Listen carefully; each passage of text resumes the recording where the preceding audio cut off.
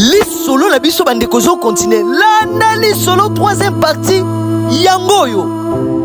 nini ezoleka a tomoni bantoma bango wana bazoya kokota po basambela mwana mwasi oyo balingaki baya kobala ye lelo eloko nini ezoleka a landa li solo bokebi nyonso tomoni pasteur wana avant de ebisi mama Miguela calme-toi expliquer biso ebandaki ndenge nini tie koma na niveau mama Septon akoma na ka oyo akufi boye ebandaki ndenge ni poto ko prier na biso akobika mais bo expliquer biso ezaki tomoni mama Miguela zolela bi papa nazo kokate nazo ko expliquer bino te leki nanga ka moko ya mwasi kaka moko na zakana ye ya mobile pe moko eloko nini komi a lana so bokebi nyonso tomoni mama yona bali ko expliquer leki nanga zaki bien alali alamuki moko akwei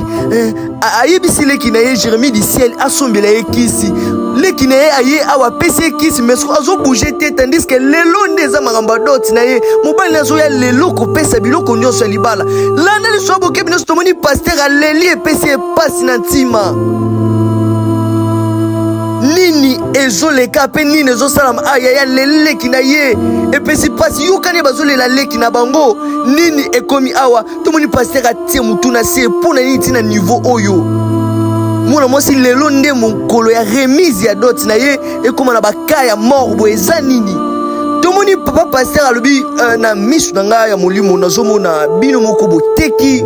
mwana na bino donc mwana bino basombi ye na mbongo po molimo na ye ezotelengana awa donc nazomona eza na mwana mobali oyo bozolobaki azoya kobala epo nazomona ye na esprit aza mutu ya bakisi lana eso bokebi nyonso pasteur Goga alobi tout justement mwana mobali oyo bozobeta lisolo azoya kobala mama Septon lelo asombaki déjà na mbongo donc monsieur molili batindaki déjà po aya kosomba ami ya mama oyo pa koma esclave na monde des ténèbres aselaka ye mbongo avant boteka mwana to avant mwana abala il faut bokutanisa ye na basala nzambe baprier mpo na ye tala siko niveau oyo soki azalaki alliance na biso te mais toyebi te nini tonga toloba na minute oyo mama Septon bazwi molimo na ye na facilité pour bapesaki mbongo le temps bande consiste wana lelo nde akozwa edo ezaki jour oyo mama Septon akufa tellement to bande kosambia lana liso bokebi tomoni priere bandi kotoka na banzambala yoka balange komi kuna ye kamara boseka nini ezosama bandi ko invoquer bazobelela molimo wa mwana mwasi o Septon bango bandi ko invoquer l'esprit de Septon yaka nesika oyo to bonde na komo na smasi eloko ni nezokoma alande so bokebi nyonso tala ba geste mona mwasi oyo